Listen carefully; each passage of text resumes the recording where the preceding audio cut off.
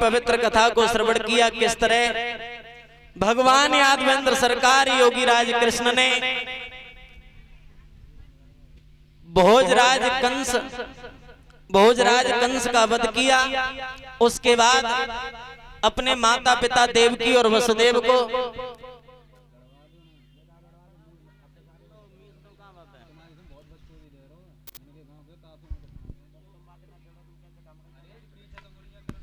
देवकी और वसुदेव को मथुरा की जेलों से बाहर निकाला। उसके बाद अपने नाना उग्रसेन को भी बाहर निकाला है। भोजराज कंस की लाश को ले जाकर यमुना के किनारे उनका दाह संस्कार किया। इधर भोजराज कंस की दो पत्नियां हैं जिनका नाम है अस्ति और प्राप्ति। ये कथा हो चुकी है। इधर भगवान कन्हैया ने महाराज उग्रसेन से एक बात कही, नाना जी आप राज्य चलाओ। तो उग्रसेन ने मना कर दिया, बेटा अब हमारे ऊपर वृद्धापन है, हम राज्य चलाने के योग्य नहीं हैं, आप ही इस मथुरा के राजा बनो। तो भगवान कन्हैया ने निवेदन किया, नाना जी हम राज्य नहीं चला सकते। क्यों? क्योंकि हमारे आगे मजबूरी है परीक्षित महाराज। तो भगवान कन्हैया महाराज उग्रसेन से बोले,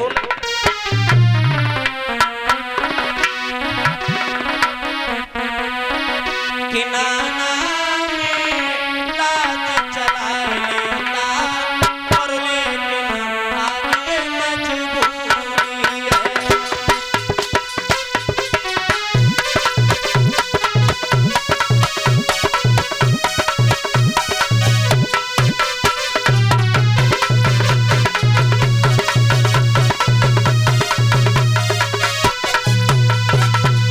भगवान कन्हैया ने महाराज उग्रसेन से कह दिया, मैं राज्य चलाने के योग्य नहीं है। क्यों नहीं हो? तो बोले, प्रभु सुनो,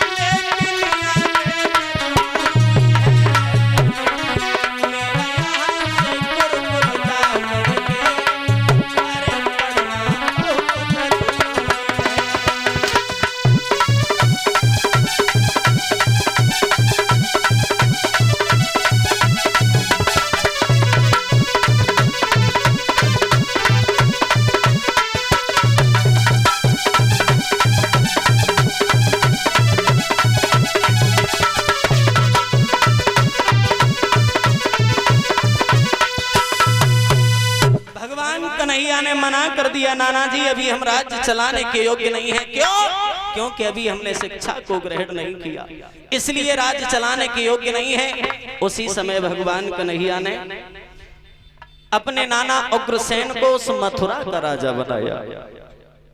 मथुरा का राजा बनाने के बाद धीरे धीरे समय व्यतीत हुआ भक्तों। जब धीरे धीरे समय व्यतीत हुआ,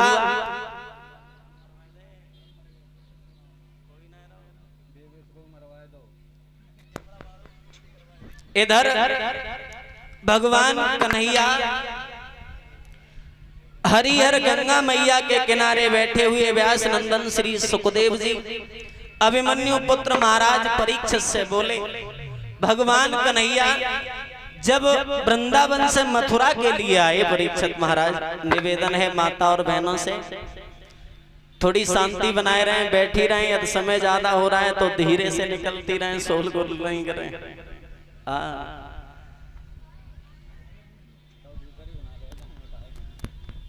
इधर हुआ ऐसा, भगवान कन्हैया जब वृंदावन से मथुरा के लिए गए तो परसों का वायदा करके गए। आज माता परसों की बरसें व्यतीत हो गई, भगवान लौटकर वृंदावन में नहीं पहुंचे। जब वृंदावन में नहीं पहुंचे, इधर हुआ ऐसा,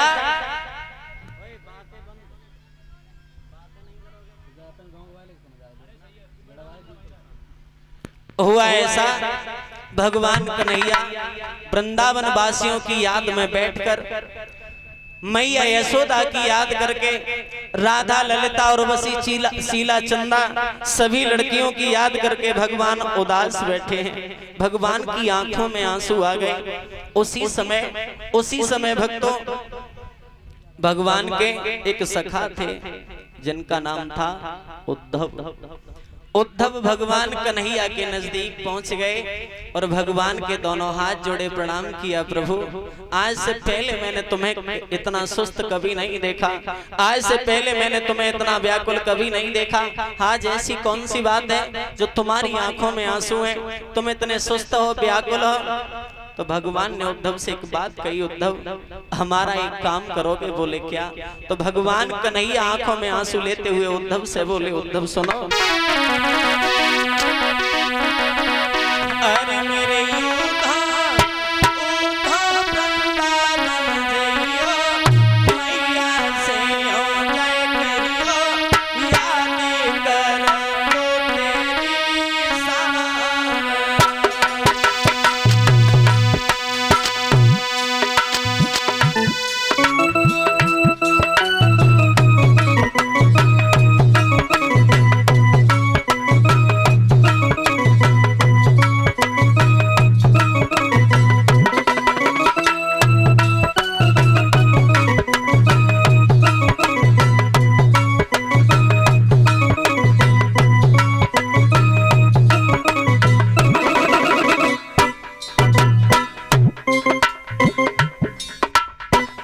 उद्धव जी भगवान के समीप खड़े हैं, दोनों हाथ जोड़े, प्रभु कुछ कहो ना, इतने उदास इतने सुस्त क्यों बैठे हो? उद्धव जी की आंखों में आंसू आ गए और रोते हुए उद्धव जी बोले, भगवान की भी आंखों में आंसू हैं। आज भगवान उद्धव जी से बोले, उद्धव सुनो ना,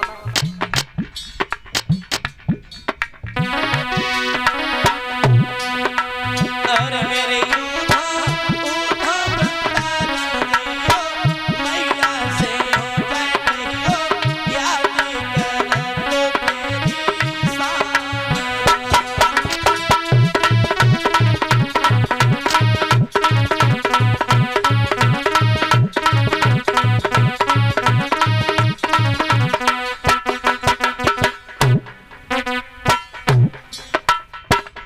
भगवान बोले, मैया यशोदा से जाके कहना, उन वृंदावन वासियों से जाके कहना कि मैं वृंदावन को भी भूला नहीं हूँ, नहीं भूला।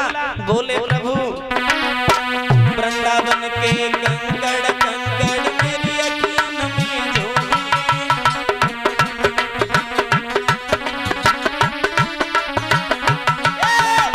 वृंदावन के कंकड़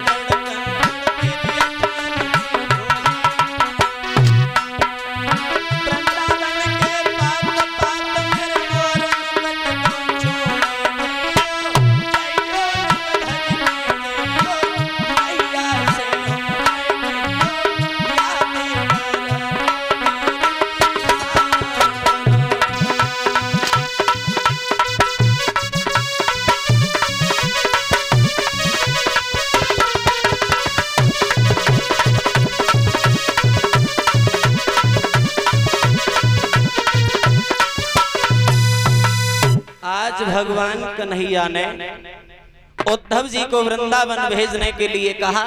आज उद्धव जी बोले, प्रभु आपका आदेश हमारे सर माथे है, प्रभु हम अवश्य जाएंगे। आपका और हम ना जाएं, ऐसा नहीं हो सकता, ऐसा नहीं हो सकता।